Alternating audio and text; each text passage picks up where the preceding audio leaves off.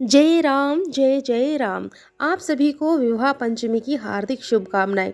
मार्गशीर्ष मास की शुक्ल पक्ष की पंचमी को मर्यादा पुरुषोत्तम भगवान श्री राम तथा जनक पुत्री जानकी का विवाह हुआ था। तभी से इस पंचमी को श्री पंचमी या फिर विवाह पंचमी पर्व के रूप में बड़ी धूमधाम से मनाया जाता है।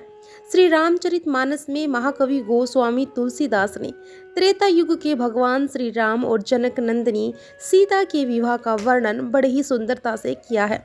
इनका विवाह पूरी रामायण की सबसे महत्वपूर्ण घटना है, क्योंकि प्रकृति को पहले से ही आभास था कि जीवन में 14 वर्ष का वनवास और रावण जैसे अहंकारी असुर का वध धैर्य के वर्ण के बगैर संभव नहीं है। क्योंकि श्री राम जी और जानकी जी का विवाह मुख्य रूप से यह एक बड़े संघर्ष से पूर्व धैर्य वर्ण की घटना है। भगवान श्री राम जी और सीता जी का विवाह रामायण में रावण के अंत के लिए बढ़ाया हुआ पहला पग भी है, क्योंकि रावण के अंत का सृजन सीता जी के हरण की घटना से ही प्रारंभ हो गया था। अब सुनिए विवाह पंचमी की कथा।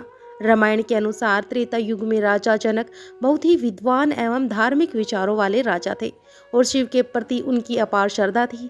इनकी भक्ति से प्रसन्न होकर भगवान शंकर ने इन्हें अपना धनुष प्रदान किया था और यह धनुष अत्यंत भारी था।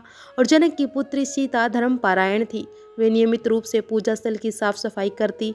एक दिन की बात है, जनक जी जब पूजा करने आए तो उन्होंने देखा कि शिवजी जी का धनुष एक हाथ में लिए हुए सीता पूजा स्थल की सफाई कर रही है। और इस दृश्य को देखकर जनक जी आश्चर्यचकित रह गए। इससे अत्यंत भारी धनुष एक सुकुमारी ने कैसे उठा लिया। और उसी समय जनक जी ने तय किया कि सीता जी का पति वही होगा जो शिव जी के इस धनुष पर प्रत्यंचा चढ़ाने में सफल होगा।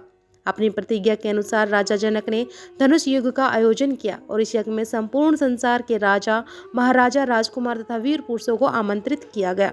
और समारोह में अयोध्या के राजा दशरथ के पुत्र श्री रामचंद्र जी और लक्ष्मण जी अपने गुरु विश्वामित्र के साथ उपस्थित हुए। धनुष पर प्रत्यंचा चढ़ाने की बारी आई तो वहां उपस्थित किसी भी वीर से प्रत्यंचा तो दूर धनुष हिला तक नहीं पाए। और स्थिति को देख राजा जनक को अपने आप पर बड़ा ही क्षोभ हुआ। तब ऋषि विश्वामित्र ने प्रभु श्री राम को आज्ञा देते हुए कहा कि हे राम, उठो और शिवजी जी का धनुष तोड़ो और जनक का संताप मिटाओ। अब गुरु विश्वामित्र के वचन सुनकर श्री राम तत्पर उठे और धनुष पर प्रत्यंचा चढ़ाने के लिए आगे बढ़े। और यह दृश्य देखकर सीता जी के मन में उल्लास छा गया और प्रभु की ओर देखकर सीता जी ने मन ही मन में निश्चय किया, यह शरीर इन्हीं का होकर रहेगा या फिर रहेगा ही नहीं। अब माता सीता के मन की बात श्री राम जी जान गए और उन्होंने देखते ही देखते भगवान शिव का महान धनुष उठाया और उसके बाद उस पर प्रत्यंचा चढ़ाते ही एक भयंकर ध्वनि के साथ धनुष टूट गया। अब यह देखकर सीता जी के मन को संतोष हुआ और माता सीता श्री राम के निकट आई और सखियों के बीच में जनक पुत्री ऐसे सुशोभित हो रही थी जैसे बहुत सी छवियों के बीच में महाछवि हो। तब एक सखी ने सीता से जयमाला पहनाने को कहा और उस समय उनके हाथ ऐसे सुशोभित हो रहे थे मानो डंडियों सहित 2 कमल चंद्रमा को डरते हुए जयमाला दे रहे हों। तब सीता जी ने श्री राम के गले में जयमाला पहनाई और यह दृश्य देखकर देवता फूल बरसाने लगे।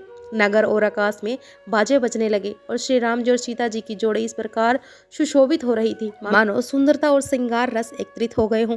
पृथ्वी, पाताल और स्वर्ग में यश फैल गया कि श्री राम ने धनुष तोड़कर सीता जी का वरण कर लिया।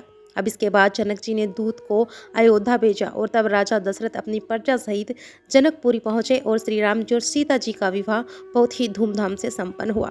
जय सिया राम।